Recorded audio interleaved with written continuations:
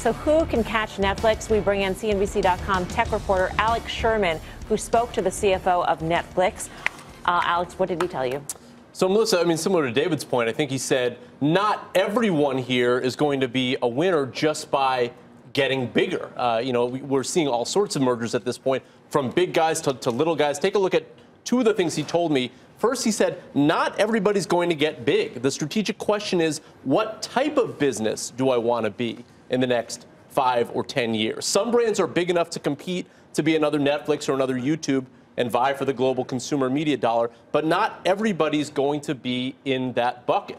So it's interesting, as all of these giant media companies come together, Netflix, this is from Netflix CFO David Wells, is sort of taking a look at this from a step back and saying, I don't know that I fully agree with what all you guys are doing. And he even commented on sort of the direct-to-consumer OTT services. That really is Disney's big step forward here.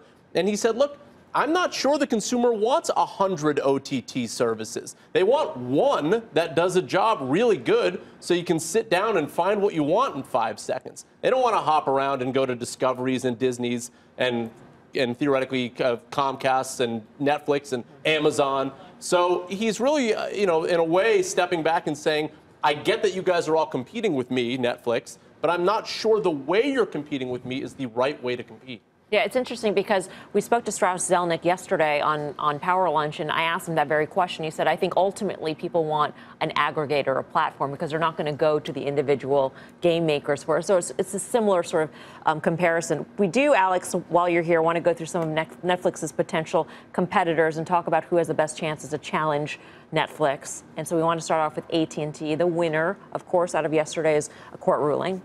Yeah, I think AT&T overall is a winner in the Netflix competition because they own HBO now.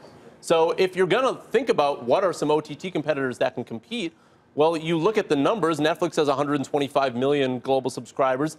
HBO is the one game in town domestically that competes with that. So you attach HBO to AT&T, and now all of a sudden AT&T is going through this process of converting their old Uverse customers into DirecTV customers, and then playing around with this idea of having this live stream process. Is this HBO's content play, or is this HBO? Because if we're talking about content, this is the whole point. They're buying content. Right. So if you're excited about HBO because it gives Time Warner, AT&T now a brand that's a great piece of content, then why aren't you really excited for Comcast? Because HBO is both a distribution play and a content play, right? I mean, HBO goes over the top, and it goes within the cable bundle. So at least in the Netflix world, in the Netflix competition, you'd have to imagine that AT&T is now better off competing against Netflix than they were if this deal didn't go through. All right, Disney, without Fox, Disney.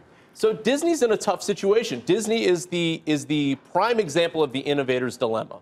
Disney has a great business, a dual revenue stream from both advertising revenue and subscription revenue, and they're sort of saying, we feel like the market has dictated that we've lost. The cable bundle is dying, so we're going to try to start this OTT service to compete. Is that what they should be doing, or should they be making a different pitch to investors? I don't know on that one. So Disney's hazy. I mean, we have no idea how successful this OTT service will be. They're pulling their content off Netflix, so obviously they feel like they certainly have the brands, Pixar, all the movies that will generate people to switch over to them. Right.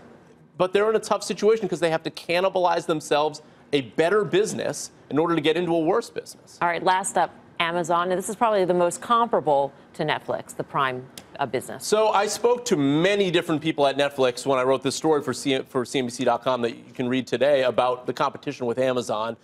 And the trick with Amazon is, where is the focus? So theoretically, Amazon is Netflix's biggest competitor. They sort of do the same thing. They're relentlessly focused on a customer. They can offer a lot of video for a low price. They can throw billions and billions of dollars at it and probably have the same effect with the shares keep rising. But video's never really been the main focus for Amazon, where it's the only focus for Netflix. So I'd answer that by saying, if we see Amazon starting to focus on streaming video more, then they're probably Netflix's biggest competitor. And focus meaning not just percent of revenue, but also maybe spending on? Spending, dollars spent, content dollars spent. Alex, thank you. Thank you. Alex Sherman, who, by the way, just made his Fast Money debut. Maiden Voyage. Maiden Voyage. Great voice, like a Yes. baritone. What do you do with baritone, don't you think? Yeah, Booming absolutely. voice. Sure. You're By the discounting way, me. you can check out his full story about Netflix dominating the media wars on CNBC.com. Okay. I'm reading all the time. What we didn't mention, 4 letters, doubled since last June. What's that stock? I don't know. Twitter. Stock is doubled. I think it still goes higher from here. And to David's point quickly, I think Netflix has competition, absolutely. But the same way the Golden State Warriors have competition. They have a lot of competition, but they're just that much better than everybody else.